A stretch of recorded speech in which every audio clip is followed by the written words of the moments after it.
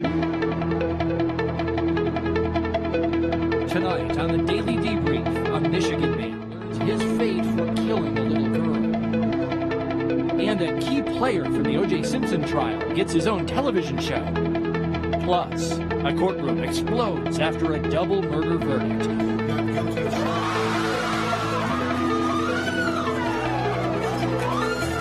That's tonight on the Daily Debrief.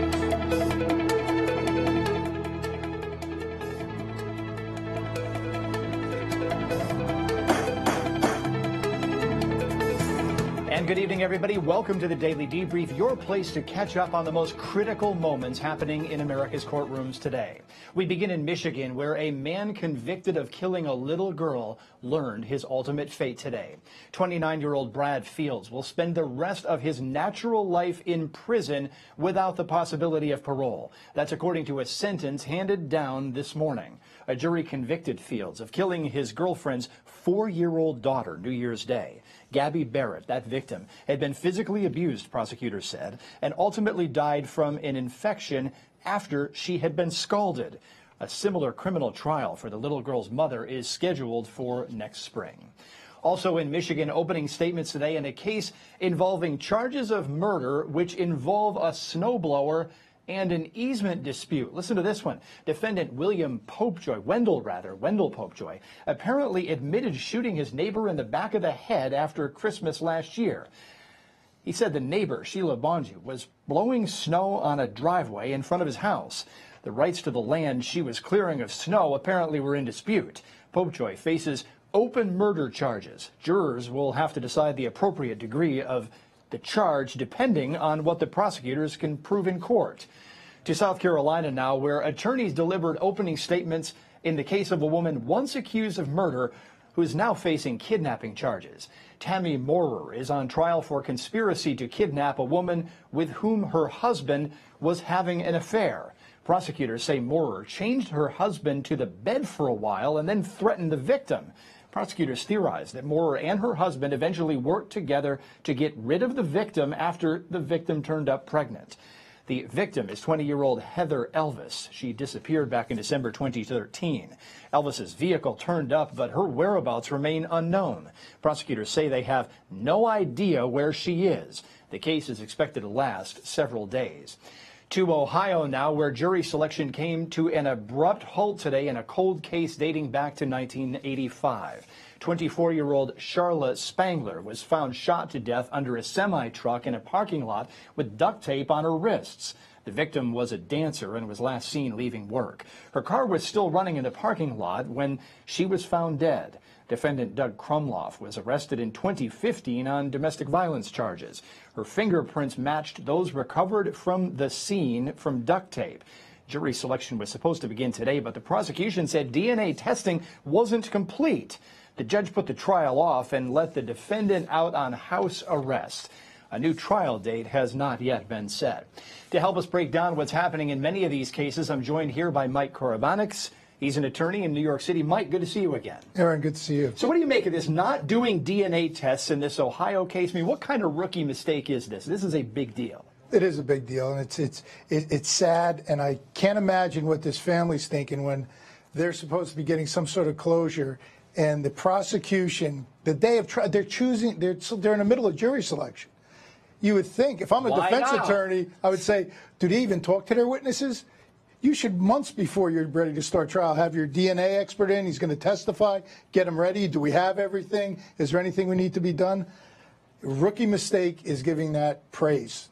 Moorer case. Let's talk about that one very quickly here. They have evidence, including communications and threats and this alleged affair between the victim and the defendant's husband. But the prosecutor's not going for a murder charge. They're going for a kidnapping charge here. They got up in front of the jurors and said, quote, "We don't know what happened."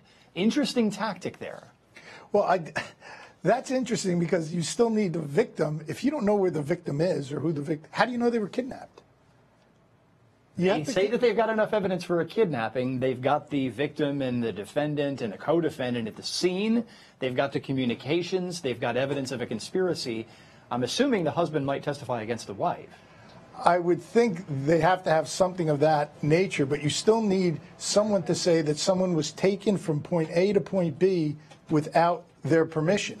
And if that person never shows up to testify, I think it's a difficult circumstantial case. It's going to be a great case to watch. We're going to continue to follow it. We want to let you know, though, 2 big verdicts came down late Friday for cases we were covering here on the Law and Crime Network. The most talked about was the verdict against former Chicago police officer Jason Van Dyke. Will you please read the verdicts? We, the jury, find the defendant, Jason Van Dyke, guilty of second-degree murder. We, the jury, find the defendant, Jason Van Dyke, guilty of aggravated battery with a firearm, first shot. We, the jury, find the defendant, Jason Van Dyke, not guilty of official misconduct. A really interesting verdict there. Jason Van Dyke, guilty of second-degree murder, guilty of a series of aggravated batteries involving gunshots, but he was acquitted of official misconduct. Several jurors spoke out after that verdict. Some of them asked that their identities be hidden. I feel that we gave a good verdict. We looked at all the evidence and we ruled on it accordingly. I thought everything went the way it should have went. Never thought they would have a first degree. I didn't think they could get him on first degree. The deliberations were, I think, they couldn't have been better because we listened to each other. We respected what each other said. When somebody was questioning something, we let them ask their questions, and we worked with it until we all came to a consensus. And when that consensus was made, we all realized we made the right decision. In Mr. Van Dyke's mind, he was doing the right thing. He was experiencing an extreme threat. In his mind, that's how he was experiencing it, and he felt like he needed to protect himself. Jurors explained their second-degree murder conviction with those words, as you just heard. They also explained how they went over the law the first night of their deliberations, but ultimately didn't make any decisions until the second day, and that was all they needed. They said an acquittal was never on the table on the murder charge, and further explained why they decided on a guilty verdict for the murder charge and not guilty for official misconduct. We felt he had the right to carry the weapon, and he had the right to use his weapon because he was a police officer. So he had that right. So we had to say not guilty on that if you looked at the case. We realized that as a police officer, a trained officer who'd been doing his work for about 20 years, that he should have realized what the situation was, and instead of escalating the situation, should have at least looked at other options. For example, just taking the time to back away, or just the patience to wait for other vehicles to get there, a vehicle with a taser specifically, that instead of escalating the situation, he should have de-escalated. I don't feel it was the best decision. He was a trained professional of 20 years. To me, he should have thought more carefully about the situation and the time in which that he got out of the car before he started shooting. So the jurors, this was unprecedented, folks. The jurors speaking publicly about their verdict just hours after they delivered it. The jurors who did speak publicly said they gave Van Dyke very little credit for taking the stand in his own defense. He messed up. His testimony was incredible to me. I felt like he was trying to remember stuff that he said that maybe wasn't true, and he wanted to make sure he didn't trip himself up. So I didn't really feel his testimony was credible. He kept going from one question, and he would answer this question, then he would go back, and then he act like he didn't remember. He only remembered what he wanted to. One thing jurors did agree upon, and that is that this duty was a serious one.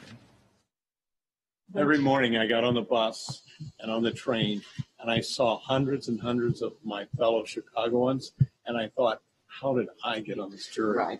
There are all these people, and I'm doing this work, and nobody knows it. It felt really amazing. We didn't come here because of race, or we came here for right and wrong. We're here to do this job with what the law is and what the prosecution and defense says. And I knew that was my job, and that's where I kept my focus. The officer himself took the stand and tried to walk jurors through the shooting. As you just heard, they considered his testimony rehearsed and less than credible. He waved the knife from his lower right side upwards across his body towards my left shoulder. And when he did that, what did you do, officer? I shot him. And when you say you shot him, do you know if you actually hit him or not? Not really, overall. I'm sorry? Do you know if you actually hit him or not when you shot him? I have no idea. I didn't know at the time. All right. Do you know how many shots you fired? No. What happened when you started shooting? I'm sorry? What happened when you started shooting?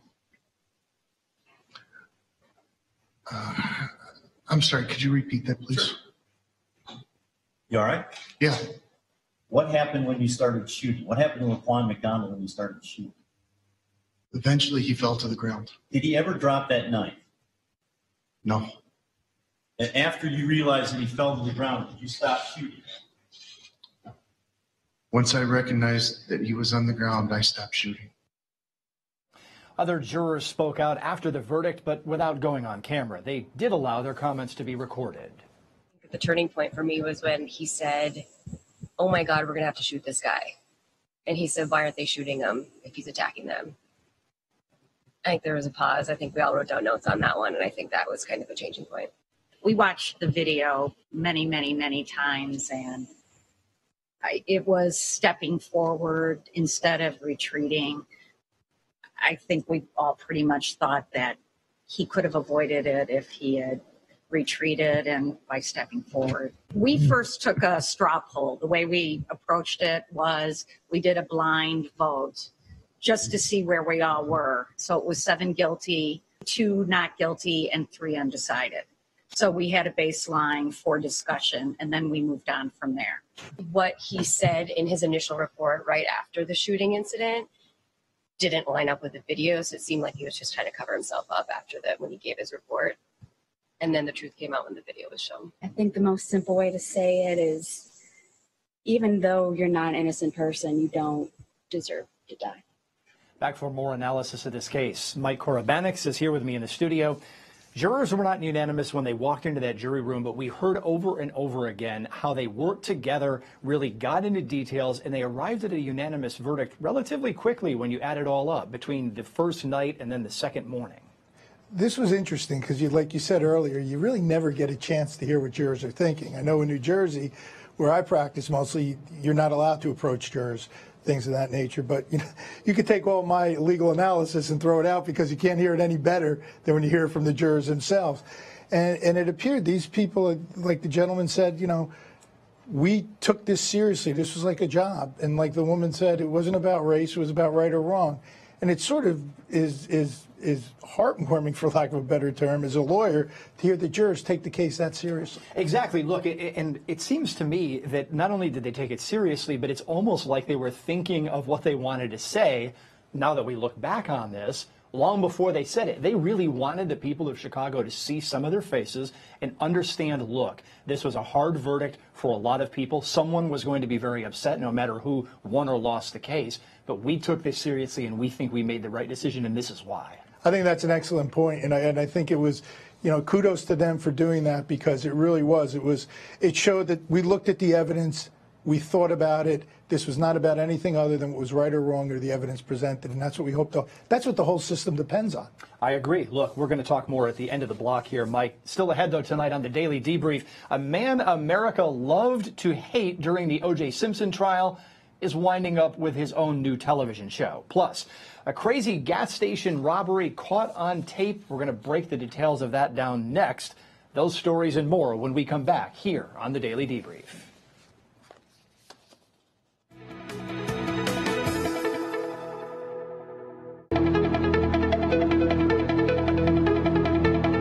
Welcome back, everybody. An infamous face from the O.J. Simpson case is getting, get this, his own TV show.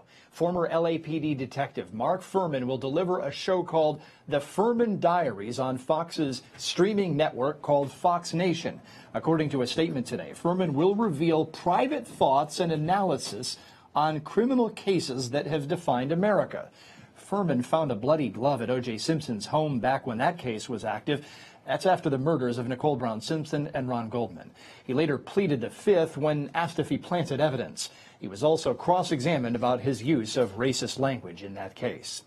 Convicted ex-comedian Bill Cosby is fighting his sentence for sexual assault. A jury convicted Cosby of sex assault after Andrea Constead said she was attacked in 2004. Cosby's lawyers say the judge should not have allowed testimony from other accusers into the most recent trial. They're also contesting Cosby's sentence and Cosby's status as a so-called sexually violent predator. Cosby is 81 years old and claims to be blind. His attorneys, said the standard sentence for Cosby's crime is 2 to 3 years, but in this case, the judge handed Cosby a 3 to 10-year sentence. Now for a look at other top crime cases making headlines, here's Anthony Velez. Here are today's top crime stories trending on Law&Crime.com and across the country. Authorities in Dallas are being accused of trying to cover up Officer Amber Geiger's fatal shooting of an unarmed neighbor. The Dallas Police Department reportedly refused to release the audio of the 911 call, autopsy report, and other pertinent information to the case. Geiger is accused of entering her neighbor's apartment and fatally shooting the man, 26-year-old Botham Jean. Geiger was fired from Dallas PD and now faces a manslaughter charge.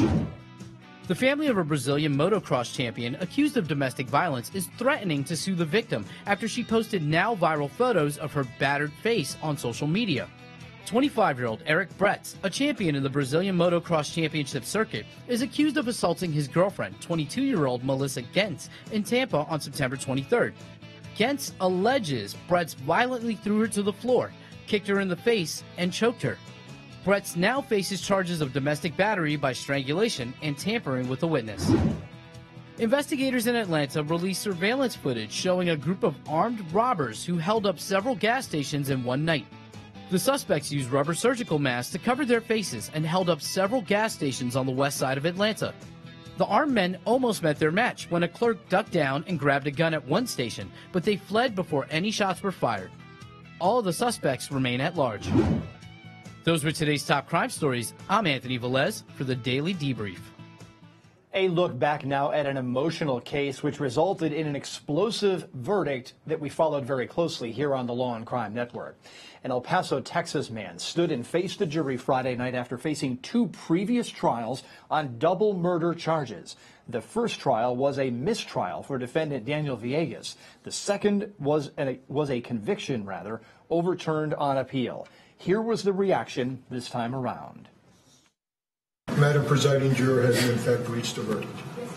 Could you please hand the charge and the verdict form to the bailiff, who will deliver it to the court so that I can ensure that it is in proper form?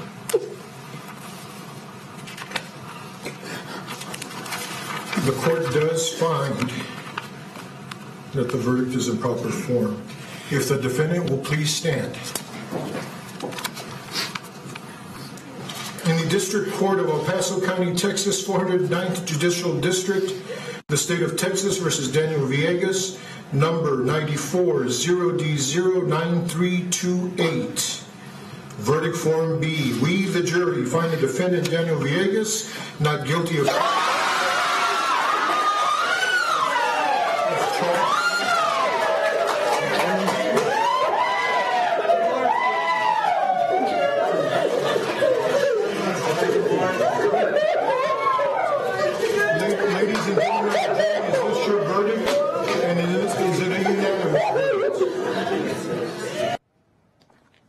During closing arguments in that case, prosecutors tried to cut into claims that police had threatened witnesses.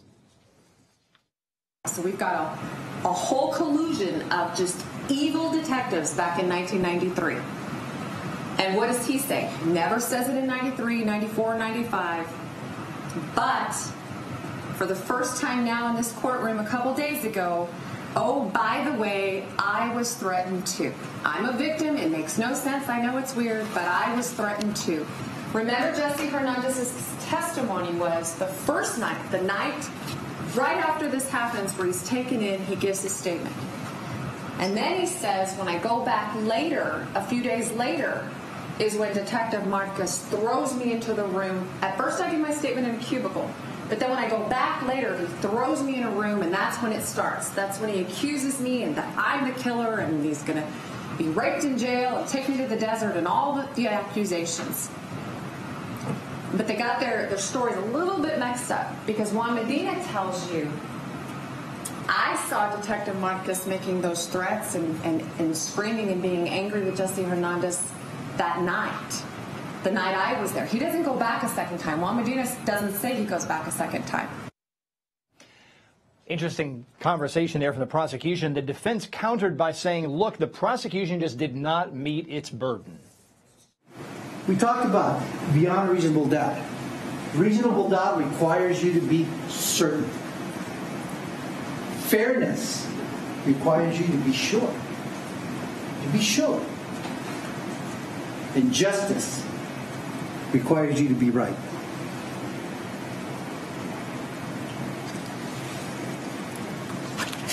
Do not do anything that does violence to your conscience. Stick to your convictions, whatever it is. Whatever it is. You each are individual judges. You have a duty to deliberate with each other, but don't compromise your conviction. You each have a moral compass. Stick to your moral compass. Stick to your moral compass. Don't let it be corrupted. Attorney Mike Korobanix is here with me to continue to break this case down. Mike, look, the prosecution gets up there and says, these witnesses are liars. They mixed up their stories. But look, those witnesses were the prosecution's key witnesses. How does the prosecution get to attack its own witnesses and then expect to win a case? You hear it and you're wondering if you're hearing it right. And it's just unbelievable that you put up those kind of witnesses and then defend their credibility. And I thought the defense in his summation did an excellent job of methodically, legally, academically saying you can't trust anything they say and you can't meet the standards. I thought that was a great summation by the defense. I mean, we heard from one person there on the ground that this jury apparently at one point was a split, 11-1, with only one person holding out for guilt, and apparently that person changed his or her mind. Well, I think when you give a summation like that, where you're basically reiterating the jury charge that the judge is going to give it, that's always a good spot for jurors to come back together and restart and make people start thinking intellectually as opposed to what their gut says and just going because he's charged, he must be guilty. Great points. Mike Korobanix, appreciate you joining us on the Daily Debrief today. It was a pleasure to be here. Thank you, Aaron. And that's it for us today on the Daily Debrief. A reminder that the Law and Crime Network will be streaming live trials beginning tomorrow at 9 a.m. For Aaron Keller, this is everybody at Law and Crime. Have a good evening.